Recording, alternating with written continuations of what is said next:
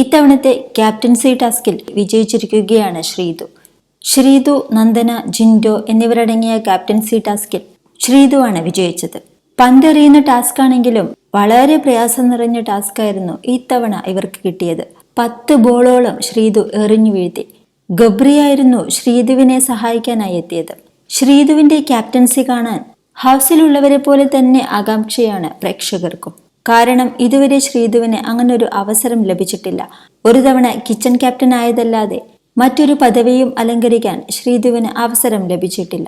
കിട്ടിയിരുന്ന kitchen captaincy ഗംഭീരമായി തന്നെ ശ്രീതു ചെയ്തിരുന്നു. ഇതുകൊണ്ട് തന്നെ മത്സരാർത്ഥികൾക്കെല്ലാം ശ്രീതു ക്യാപ്റ്റൻ ആവുന്നതിനോട് 100% യോജിപ്പാണ്.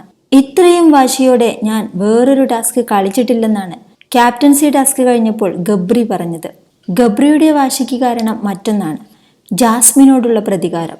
കഴിഞ്ഞ ദിവസം നടന്ന സ്പോൺസേർഡ് ടാസ്കിൽ ജാസ്മിൻ മറ്റുള്ളവരുടെ എല്ലാം പേര് വിളിച്ചതിന് ശേഷമാണ് ഗബ്രിയുടെ പേര് വിളിച്ചത് എന്ന കാരണമാണ് ജാസ്മിനോടുള്ള ഗബ്രിയുടെ വാശിക്ക് പിന്നിൽ.